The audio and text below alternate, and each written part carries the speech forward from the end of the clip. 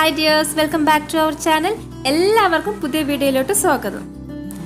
Fabric folding വാർഡ്രോബിൻ്റെ ഒരു unboxing video ആണ് ഇന്ന് ചെയ്യുന്നത്.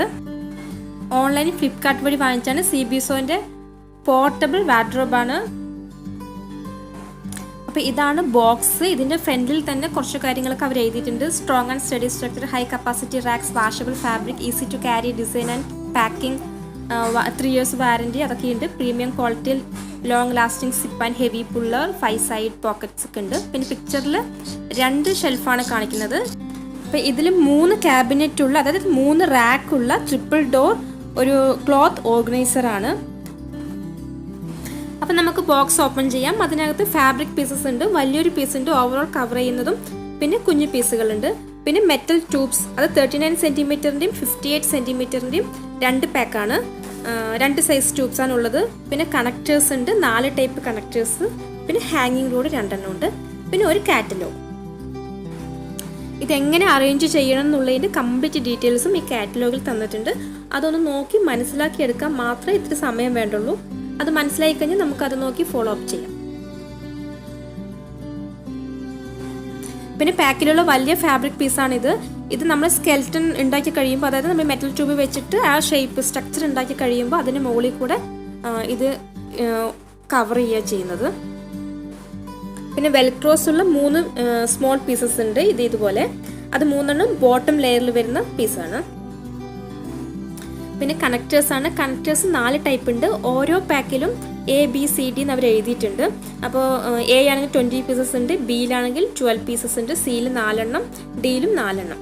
അപ്പോൾ ഈ കാറ്റലോഗിൽ ഡിസൈനിൽ സ്ട്രക്ചർ തന്നതിലും അവർ ABCD എന്ന് എഴുതിയിട്ടുണ്ട്. അപ്പോൾ നമുക്ക് അത് നോക്കിയിട്ട് കറക്റ്റായിട്ട് ഓരോ പാക്കിൽ നിന്ന് എടുത്ത് അവിടെ വെച്ച് അറേഞ്ച് ചെയ്യാം. അപ്പോൾ ഇതാണ് ട്യൂബ്സ്. മെറ്റൽ ട്യൂബ്സ് ഉണ്ട്. 2 ഹാങ്ങിങ് റോഡ് ഉണ്ട്. അതാണ് ഈ കളർ ചേഞ്ചിൽ ഗ്രീൻ കളറിൽ കാണുന്നത്. അത് നമുക്ക് ഹാങ്ങർ എല്ലാം ഇടാൻ വേണ്ടിയുള്ള ഹാങ്ങിങ് റോഡാണ്. അപ്പോൾ നമുക്കിതെങ്ങനെ അറേഞ്ച് ചെയ്യണമെന്ന് നോക്കാം. പിന്നെ ഈ ക്ലോത്ത് മെറ്റീരിയൽ അത്രയ്ക്ക് സോഫ്റ്റ് ഒന്നുമല്ല, കുറച്ച് റഫ് മെറ്റീരിയലിനെയാണ്. പക്ഷെ ഒരുപാട് വെയിറ്റ് ഒന്നുമില്ല. ഈ മെറ്റൽ ട്യൂബ്സ് മാത്രമേ കുറച്ച് വെയിറ്റ് ഉള്ളൂ. അപ്പോൾ നമുക്കിതെങ്ങനെ അറേഞ്ച് ചെയ്യാൻ നോക്കാം.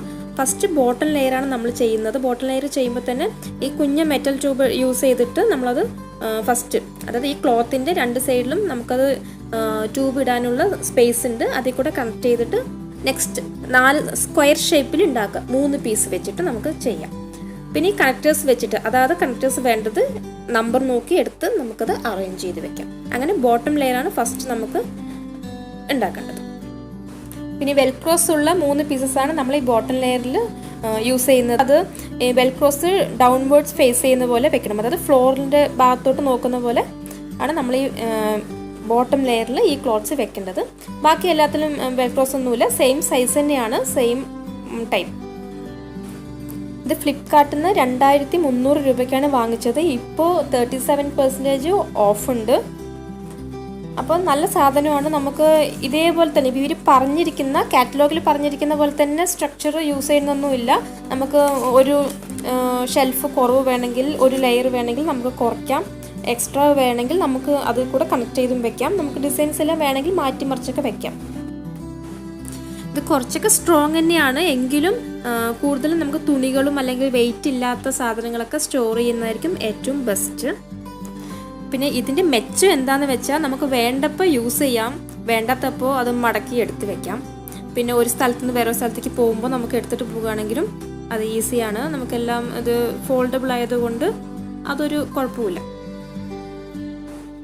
ഇപ്പോൾ നമ്മൾ ബോട്ടം ലെയറാണ് ചെയ്ത് കഴിഞ്ഞത്. ഇനി അതിന് മുകളിൽ അതേപോലെ തന്നെ ഈ മെറ്റൽ ട്യൂബ്സ് വെച്ച് നമ്മൾ 2ാമത്തെ ലെയറും സെയിം ഇതേപോലെ തന്നെ നമ്മൾ 2ാമത്തെ ലെയർ കൂടി ഉണ്ടാക്കണം.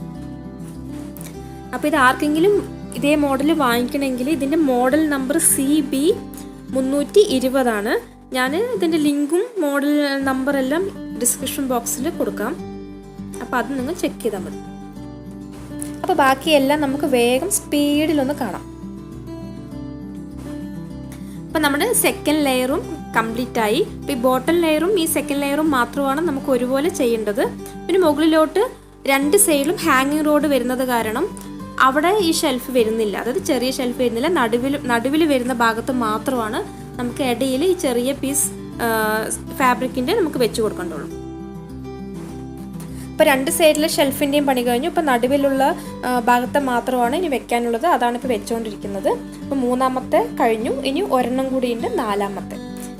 നാലെണ്ണം കൂടി കഴിഞ്ഞ് കഴിഞ്ഞാൽ ഏറ്റവും മുകളിൽ നമുക്ക് ഈ ഹാങ്ങിങ് റോഡ് കണക്ട് ചെയ്യാം. ഹാങ്ങിങ് റോഡ് കണക്ട് ചെയ്ത് കഴിഞ്ഞാൽ പിന്നെ വലിയ പീസ് മെറ്റീരിയൽ ഉണ്ടല്ലോ തുണിയുടെ, അത് വെച്ച് നമുക്കിത് ഒന്നായിട്ട് കവർ ചെയ്യണം, ഒന്നായിട്ട് പൊതിഞ്ഞ് വെക്കും.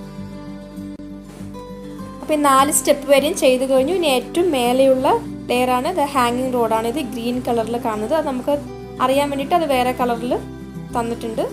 അപ്പോൾ നമ്മൾ അത് കൂടി കണക്ട് ചെയ്ത് കഴിഞ്ഞാൽ നമ്മുടെ ഈ സ്കെൽറ്റർ സ്ട്രക്ചർ റെഡിയായി.